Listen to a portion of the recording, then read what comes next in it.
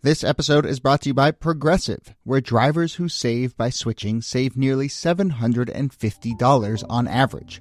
Quote now at Progressive.com. Progressive Casualty Insurance Company and affiliates, national average 12-month savings of $744 by new customers surveyed who saved with Progressive between June 2022 and May 2023. Potential savings will vary.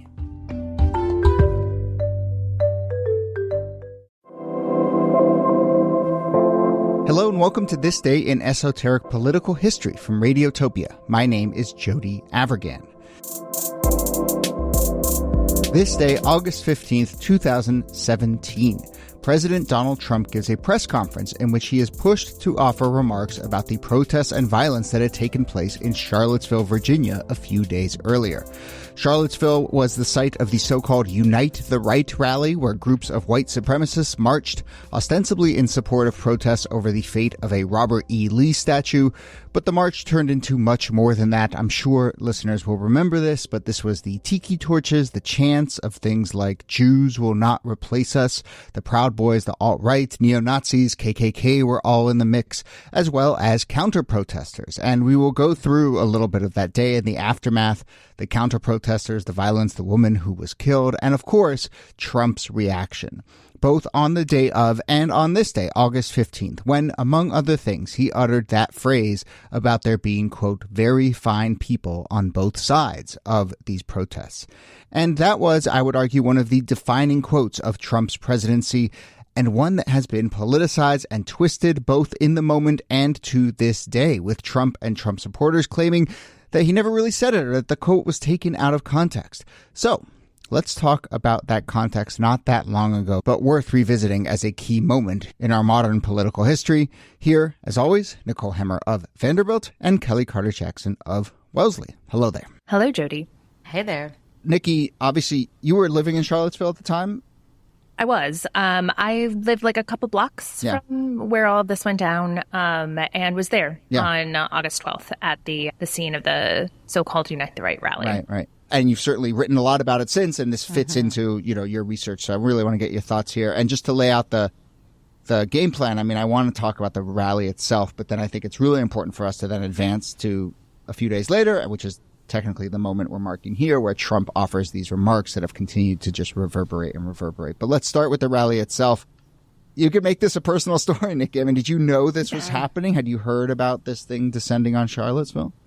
I had heard about it, in part because this was not an isolated incident in Charlottesville or that summer, because over the course of several months, Charlottesville was engulfed in what was known to locals as the Summer of Hate. There had been kind of a pre-rally back in the spring of 2017. There had been, less than a month before this, an enormous, small Klan rally that was then met with an enormous number of protesters who then were brutalized by police. And then we, of course, knew that August 12th was the date of this Unite the Right rally. What's interesting about it and worth noting, I know we're not going to touch on all of the touchstones. Sure. I have a 6-part podcast if people want like the deep dive into it. If you want a deep dive. But I think that the important thing to point out here, first, August 12th, Unite the Right rally was headlined by a list of speakers that included neo-Nazis, members of Klans, members of a number of pro-white hate groups. It was very clear what kind of rally this was going to be. And the day before, on August 11th, there had been a gathering of people who were going to be counter-protesters at a church near the UVA campus. There were threats called in that there was going to be a shooting there. And as that was happening, there was a group of about 300 white nationalists who were marching on grounds, who surrounded a group of counter-protesters and it committed an act of violence against them. So even before you get to the Unite the Right rally on August 12th, it's already clear that this isn't like a so-called free speech rally. Right. This is a pro-white act of political violence that would continue into the next day. So just to linger on that, because it does then, I think, relate to the Trump comments later down the line. But, and Kellie, take us back to this moment of these protests around statues. But there were many protests about Confederate statues coming down. And correct me if I'm wrong here, Nikki, but it feels like there were plenty of other opportunities to go if you wanted to specifically protest against that. There were plenty of other peaceful, maybe even well-intentioned, I don't even know if that's the right word, but, people who earnestly just were like, I don't think these statues should come down. There were plenty of opportunities for that. Mm-hmm. And this was the Nazis are in town and the Nazis are getting in on this.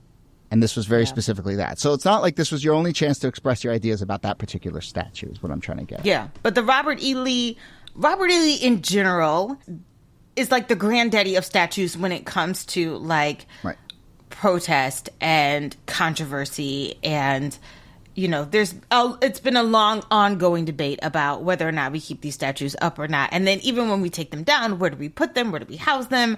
Do we destroy them? Do they go in a museum? Is that not still keeping it up? There's so many different threads you could have about statues. But I do think that this becomes like a rallying call of like trying to take down the Robert E. Lee statue becomes a impetus to bring even more people together, to galvanize people more around, they're trying to take away our identity, they're trying to take away our heritage, and it starts with this statue, but next up, it's, it's the books, it's the classrooms, it's the voting booth, it's, the whole nine yards. And there's ways I think that you can sort of like expand this idea from just a statue to all out like white supremacy. And that is what you see. And the violence that it escalates to so quickly is what you see. Right. This had been a debate on the ground in Charlottesville for at least a year, maybe 2 years at that point in time. So there had been plenty of like city council meetings, different gatherings to make the argument to keep the statues, even within the group of people who understood the Robert E. Lee and Stonewall Jackson statues. Not great. Can't keep them the way they are. We're divided on whether to take them down or try to like reinterpret the space to make it a more like critical engagement.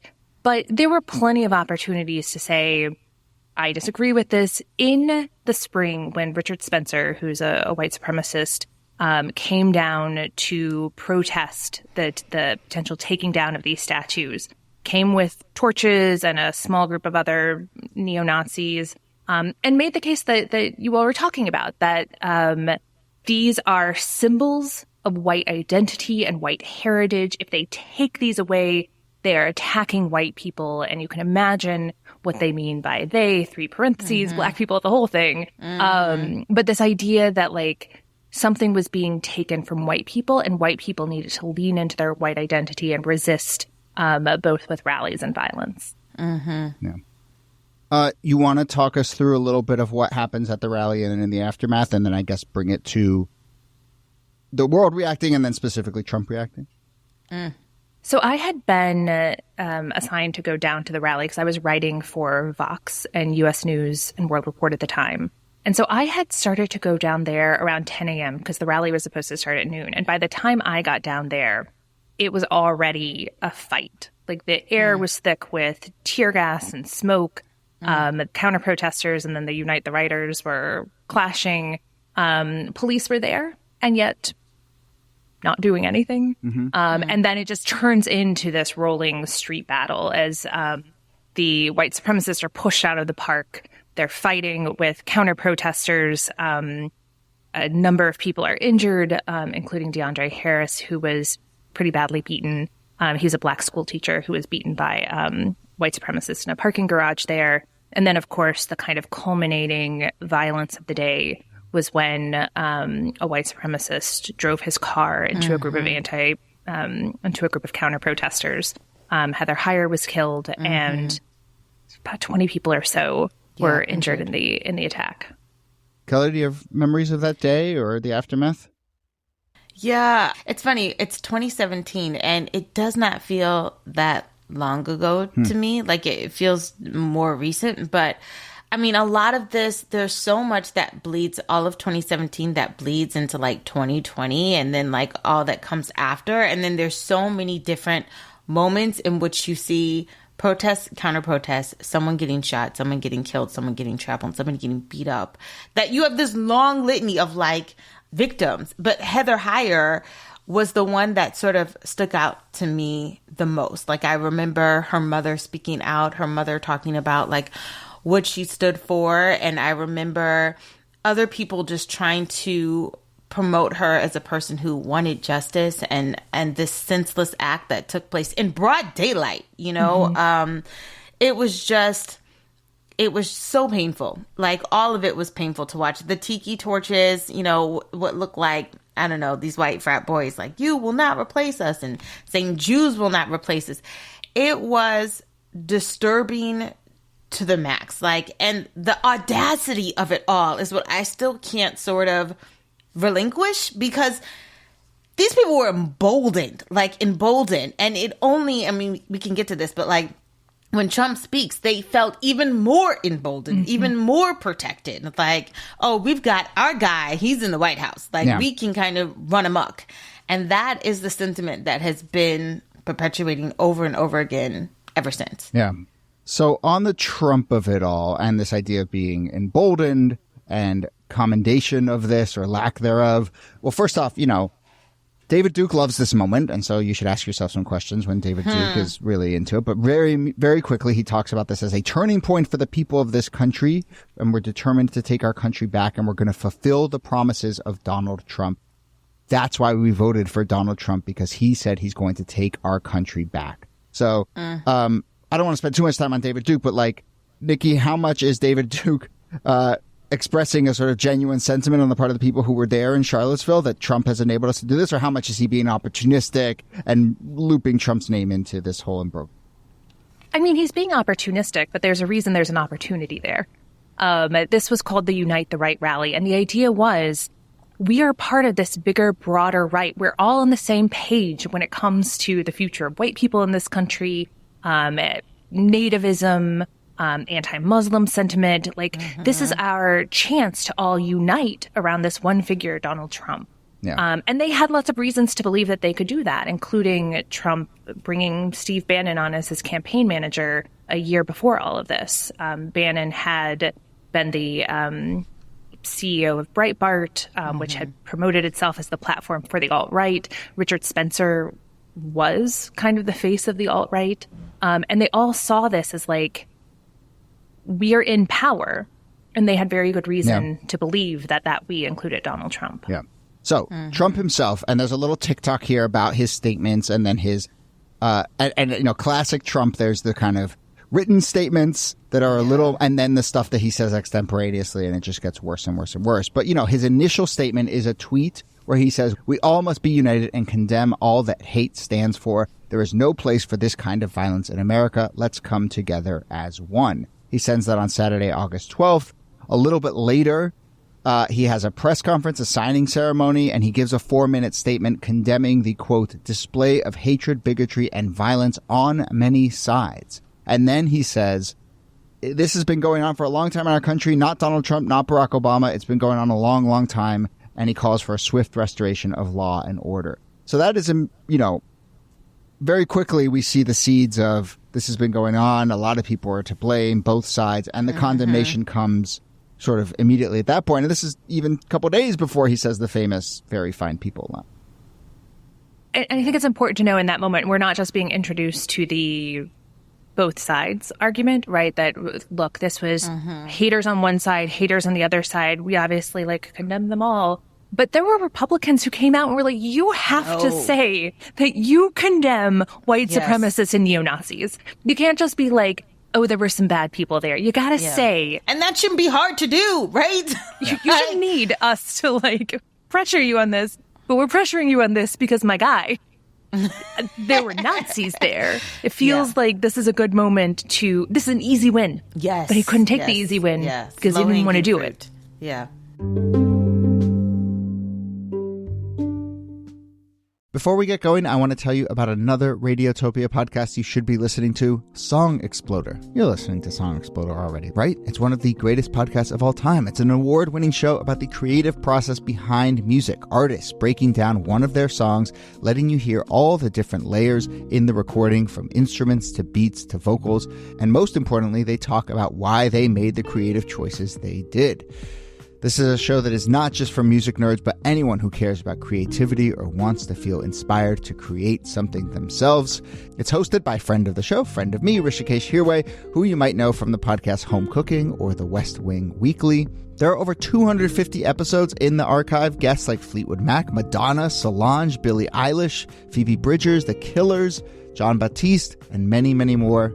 Song Exploder, still going strong, pumping out brilliant new episodes. So go ahead and check it out wherever you find your podcasts or at songexploder.net. So just the list of people who condemn it: Justin Amash, Cory Gardner, Jeff Flake, Marco Rubio, Ted Cruz call upon him to specifically condemn white supremacists and neo-Nazis. All those people eventually came around, supported Trump. But a couple days later, he reads a statement that by all accounts he was very reluctant to issue, but was kind of, as was a sort of a pattern in the Trump White House, forced to read. And he says, anyone who acted criminally in this weekend's racist violence, you will be held fully accountable. And he goes on, racism is evil, and those who cause violence in its name are criminals and thugs, including the KKK, neo-Nazis, white supremacists, and other hate groups that are repugnant to everything we hold dear as Americans.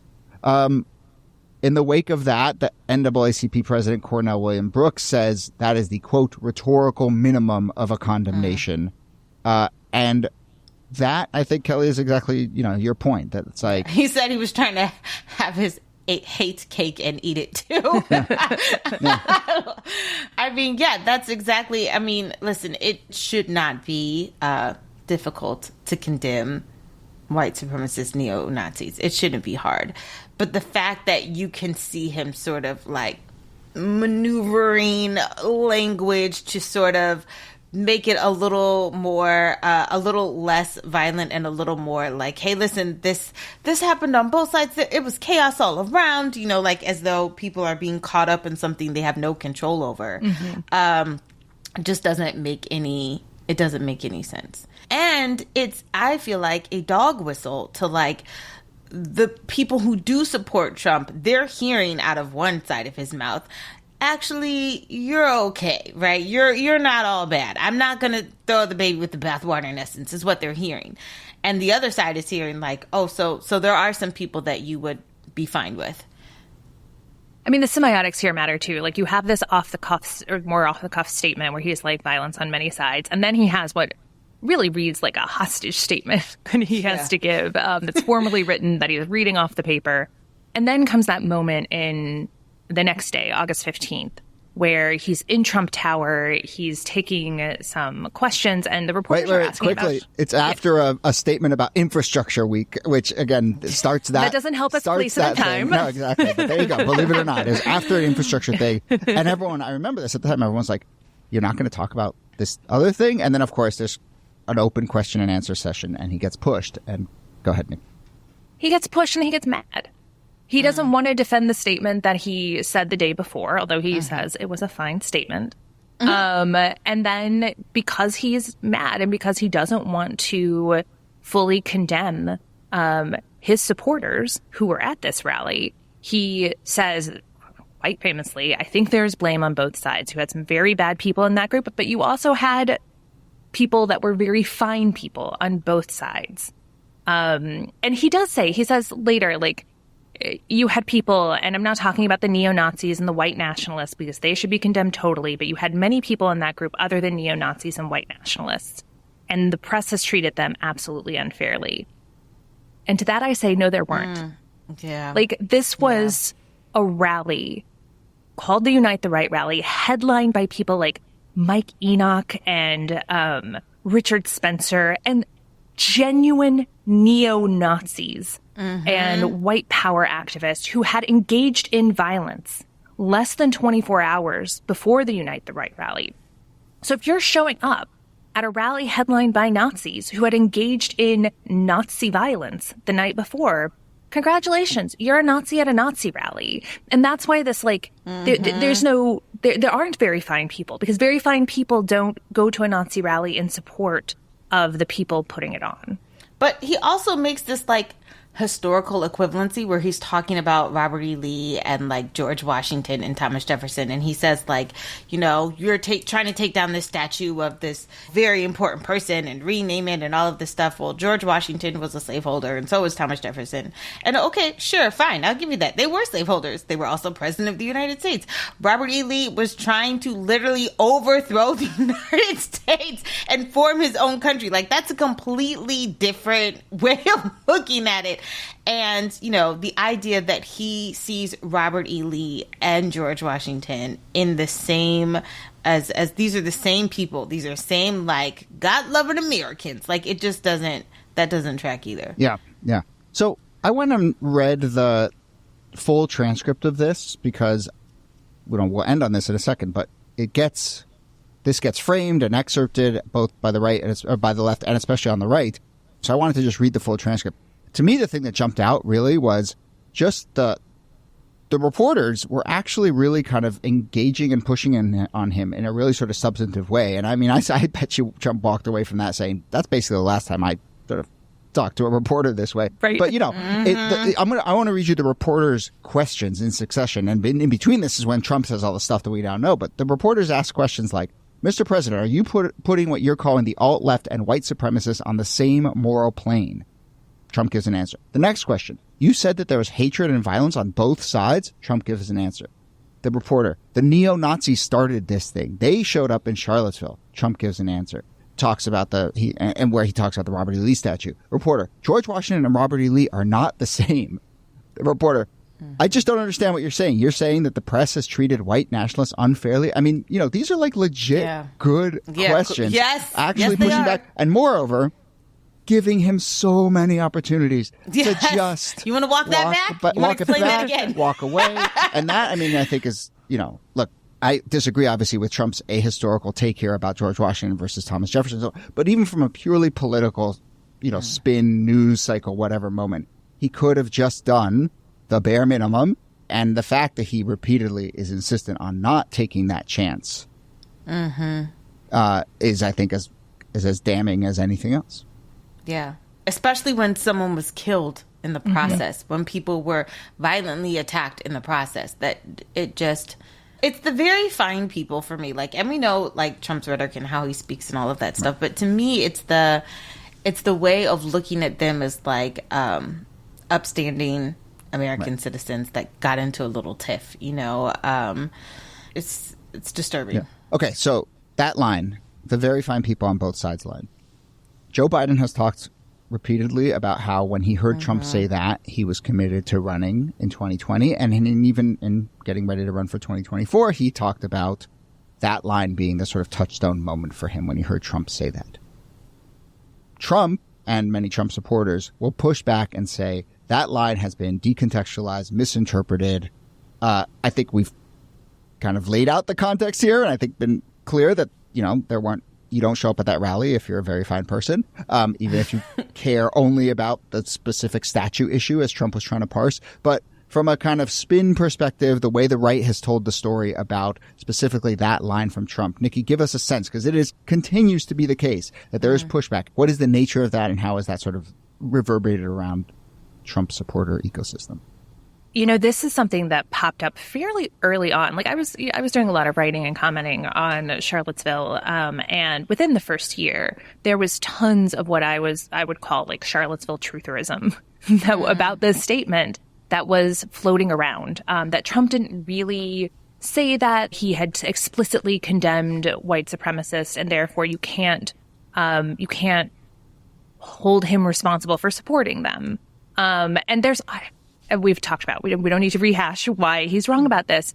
But the thing is that became not only kind of an article of faith on the right by the end of Trump's first term, but it is something that has escaped the right-wing ecosystem. Snopes ran a very bad article about this where they were like, oh, he said he condemned them. And it's like, but you're missing the bigger context in which all of this was happening. And that's one of the reasons why I'm really glad we're doing this, is because that bigger context is how you make meaning in a moment like this.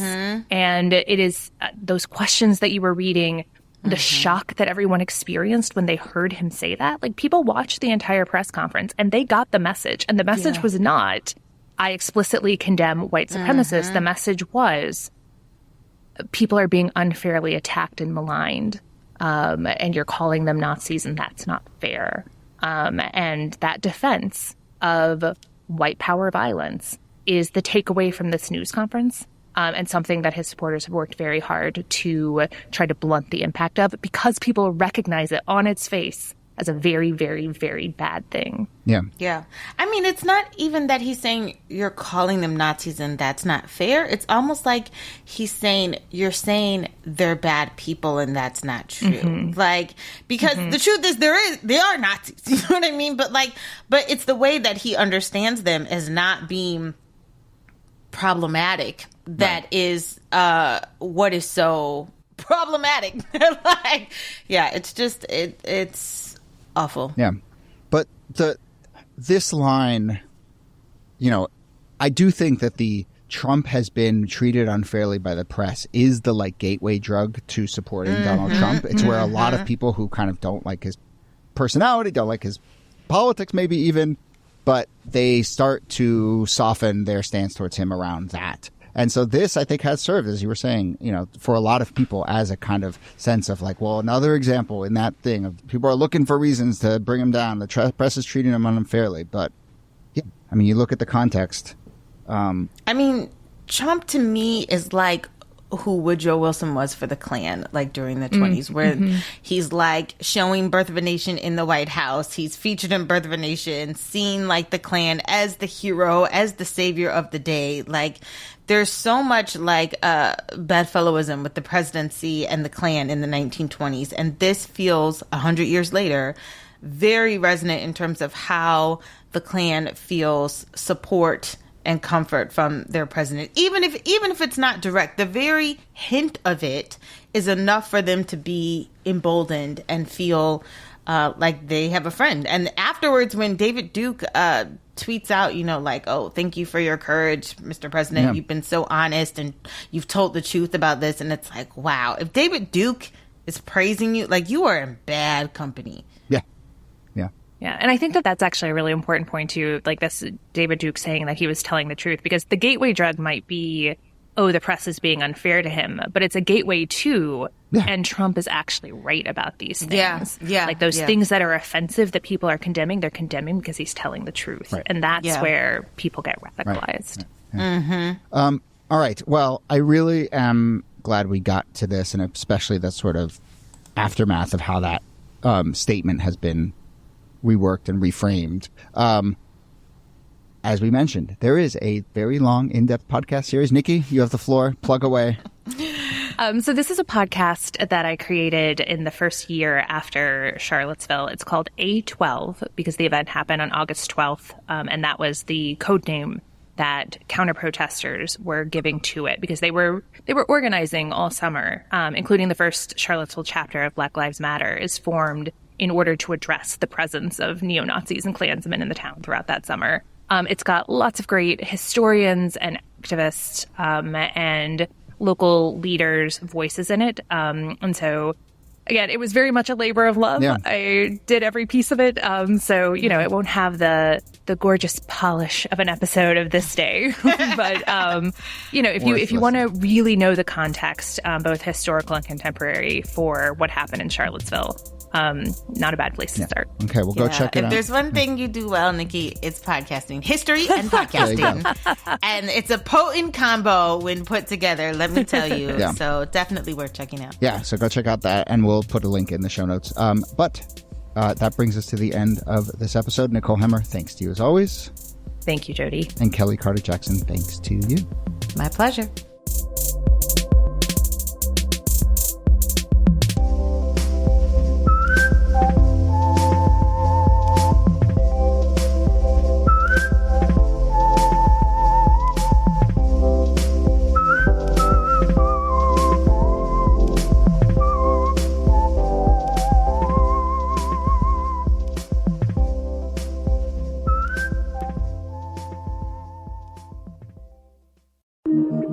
Radiotopia.